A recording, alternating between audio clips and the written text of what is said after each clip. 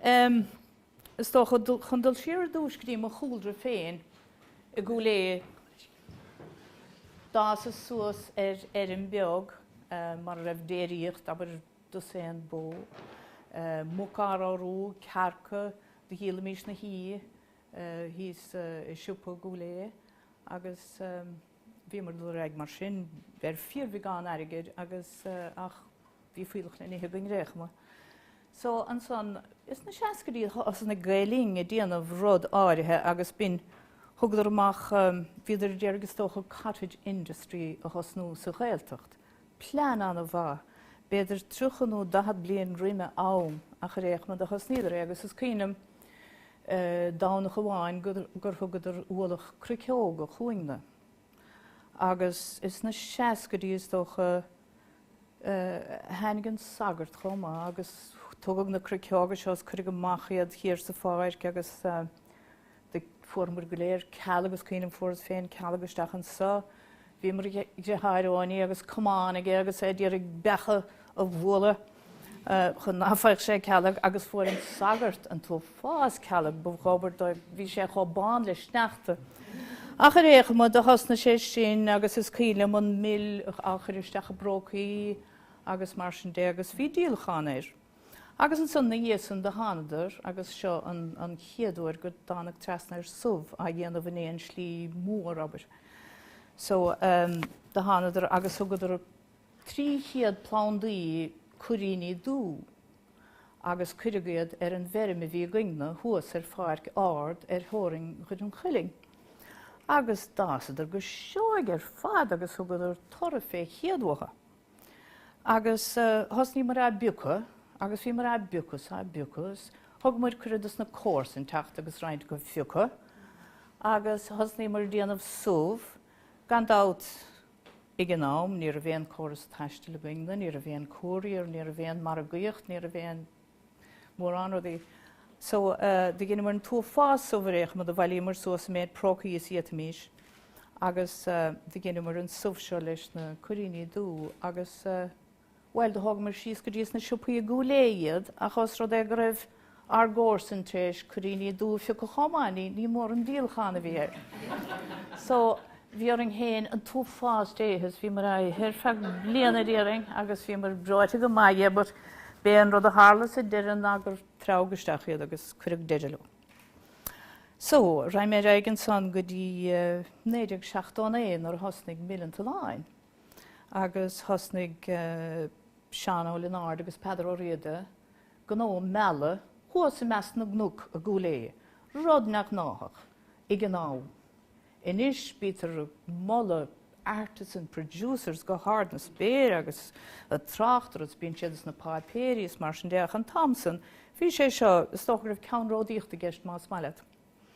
Agus chuas a gobail, agus heng suas tharis an cnúc go chéan lá agus Iar gine mar gachéinsáis rád, gine mar cricóga, chuir mar amach becha, de hairgé mar méil, de chuir mar isteach mar déala, gine mar plastring ar alí, gine mar gachéinsáis rád, agus nar a bhain siad le gobar Máirín is seanna bhalca sí bheith orm gan dát, mar bíad a bhíúnacht an gúram a bhíle déanamh gom. Agus hagan I bhaile tránhán agus béidir go meach písa plastar nóir a dhéigin sáitarm agus deirech po bháthir lem go minic deirech sí cáinna tántach an jab ceartáil. Agus jab ceart gan dát ag an trás na bheith rúnaíist ag an nafig nó béidir a bhúntóir nó stáit ar a bhíiseachtúir ag mar sin. Réchma de bhí mar a gabar Lionáird agus bhí annach chud daoine cardilum héin, pálín dad, thug ginn siad siúd pentáil ar an Scéal, so détar an nach sais gná chomhlacht bhí an. Agus duine targa meala agus duine iirecht marmaléad chomá. Agus duine gaith sin as cara anna bhair fádlum héin chomá ina híl a bhí gobarán agus bhí idir sa siúd mar réad bhfuil an turas sanna gut. Seo seanna bháthir rinne agus seo an éidir 4 grapefruits agus mar sin dé. So de duine iirecht de sin na Lionáird ach bhí ábharíon tail, bhí 3 héasúr, 3 dro héasúr, 3 dro bbliana, 3 dro háirí. cosú leis an saoratá dír go mé haring agus de 1 milliún taláin I réchma agus bin 8-8-3. So bhís féin agus éan son agus ganna an jab againn agus sin lorug ní bhéon jab le fáil hí daine le imirce hí rudí dían. So de bhar tíimar go snóis an marmaléid seo I dhéanamh. So de fuór bhí sé dachar agus ní puing de thuair me going mariolar bhí rudí bhí sé dachar gnó hasnú gan nám aber bhí an ráta VAT 3 féin giad. Bhí íosacht buink 60, 60, 80 féin giad. Agus bhí sé dachar de bhnáibh gnó dhéanamh mar hampla. Dar ra míisna nar chumar lorug íosacht buink mar hampla de 8 pút nó a d mar sin. Dúir a glumsa cadú sinú thar céile an sád. Agus ní bheith na hena féin spéire chuil mar céile. Ach réich ma bin mar a bhí rodí agus is cílim chumar suas go dtí Irish Glass a lorug prócaí I chinach. Agus dúir idir ling bhfuil cai sibh bankdraft a thuúirteach an sa a dúsach a réchama sa a bhaid sé bhéon rud. So dí dhéanam mar rééis sin. Agus nás mé tuile mar jola sin báil. Réchama bhí fuair annach chud cabhrach an lína muintere, fuair Martín benach déiles, mac ine, fuair sé lipédaí déanta go le clia as seanna woodcut agus tá pictúr anna engeis den lipéad cíanna gingin sa ach bin an ciad lipéad a bhí Folláin, orange Folláin, homemade marmalade, 310 gram. So bin man noch hostímar. Ach réchama Irish Glass agus cheannaí mar roint torthaí ó Southern Fruit of Chorcaí agus de gin Peadar, bhí Peadar a gobar a munarcha nGaeltacht go le an nám. So bhí sé anán sais sornaí dhéanamh doing. Agus de chur mar suasa sin agus le sé Black Devils a letar rudí gáis agus is féidir cócrálaí an bhanádara. Bhí formar porta cabinó a chunt achanis alumine, mar bhíidir son trééis an áit na hógatí an nám agus bhíidir scarúntló agus bhí níon ine déir a gobarán. So de cheannaí mar rééis sin thug mar nuas go cúlé le roint bhádú agus chur mar suas san agus thosnaí mar a gobar. Bhí córsaling fear an oling I déanamh waffles agus áníl chomá, so de ginn sé siúd an díalacháin dúingir feag tamil. Níorbh sa nó an trásach me féin agus ine. So téirs tamil an sun na dé gochtó cethir nó mar sin náibh Peadar déanta redundant chomá, so de hena sé siúd isteach sa chomhlachtling agus thosan sé a díal. Agus táide go seoiglis. Agus ceantas na thuúla sí mar a gcomhlachtha, is tíorma an bhór sin inis marketing tools. Ceantas na thuúla sí mar a gcomhlachtha bhí gé ná Gaeling úsáid, agus heich sé isteach I siúpa agus díoch sé, bhfuil chunastán sé agus bhí an plámás ige gan dáút. Agus de chiníí sé dá bhharsan agus bhí sé sais na eisceacht I measc reps. Bhí bearla a chéan rep ach bhí Gaeling ag an rep se. So dair gan a bhaile sé réchama agus thug sé ra go mór sin. So ciad siúpa mór a bhí going ná Roche Stores a Chorcaí. Agus de thug sé siúd agus tá míid fós baocht an áitir na shelfa thug sé dúing agus bhí síimige I dargaí áitiúla rud ná ra bhíh éon siúpa socha gan nám. So réchama chumar a agus tuc mar eis go Irish Glass inis mar is dócha cholach beagas beising agus beidir gribh sé nach náthach. De Irish Glass bhí daileáile ná le héad bhí ar a daileáile Fruitfield agus Chivers agus Boyne Valley agus marste thusam le clíos. Bhí sé sin an himplí ach dréir an slí a daileáile ar ling na réchama seo an thar nórdú, de hosnaí mar na mí meán fór 1983 agus bé seo an thar nórdú chuirmar go dtí Irish Glass. So we wished to order agus mar sin agus bhí ring bank draft a churisteach and Kerry Express Freight will collect. So the hána sé sin. Agus déir mar bhíon tamil le réig, agus go níor fagam meach 6 track record againn. Bhí mí se lot of cardas Irish Glass, agus go bhíad mí trúcha lá áil chun an sunnas go híal.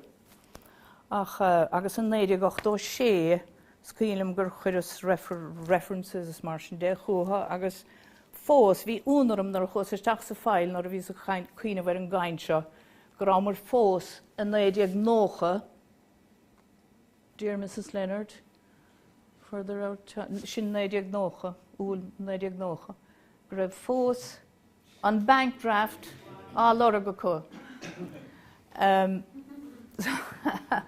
Agus an cólacht siúcra gandáid cólacht siúcra éan, bhí choring direct debit a dhéanamh le súd. So an ar a bhéon taí a chuir cholachtaí beag an ná déad farán ar a bhéon tíime gúnta béidir.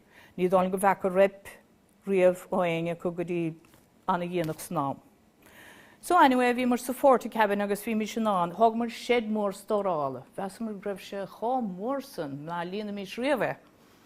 Ach réach man níor bhd a greibh sé sin lán chuma. So an 1993 de bhar tíimir go raimime sé sí mar a caiile sin údarrás agus tóidir go raibh munarcha híos ina stáid túns go líoch bhaile bhí círe.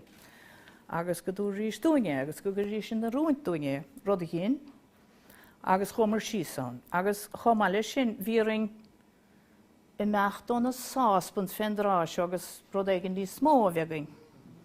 So, de formar cóirleoir áirithe ar éig gan anim, agus bhí cheanna sé trí crí dúing, crí móra steam jacketed, agus steam generator, agus filler, agus bhí capar chomá, bhí línam lánón, agus bhí mar daileáile seo, agus gandát bhí mar nethar chóideach más maileat, agus bhí mar a brathir, agus bhíoh sé turas cíadúing, agus bheas mar greibh an jab go húntach, agus chuir sé i le na meisíní chuain, agus formar amach go raibh sé a chur rain fád ar bhid airgid isteach na fóca féin.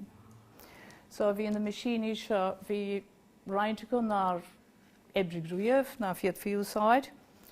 Bhí filler gur caithag an bolagar fada bhainte machas agus PLC nóchar isteach ons mar sin dé agus bhí fásacht te blóideach. No, fé mar a bhí mar in ar bórta cabin le nar 6 haspan agus sin lína le láimh agus a chur le pédaí ar frócaí le láimh ba chuma cadénsáis gír chéimi bheith chaun déat mís obair a réach agus cócráil.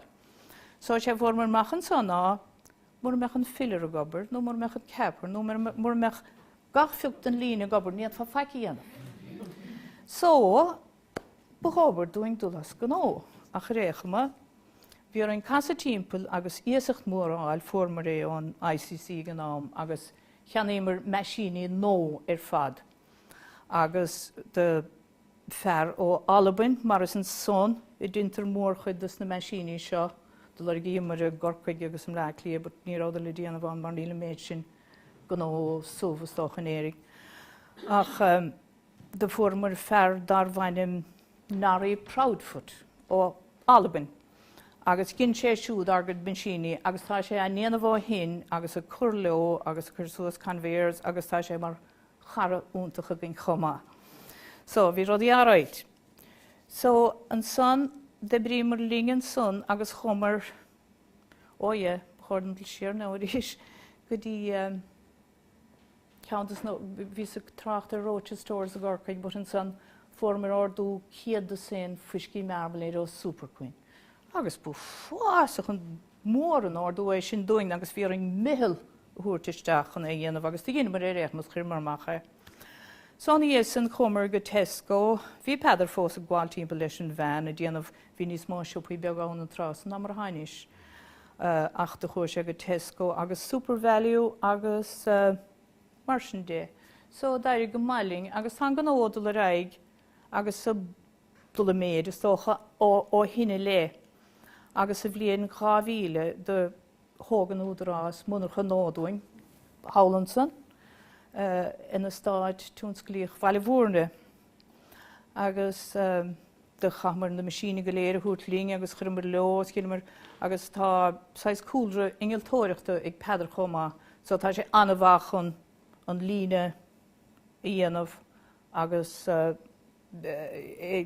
sais córlachar an do daoine bhí nach chuisteach agus sé chuir narún dúine rud a catra dhéanamh.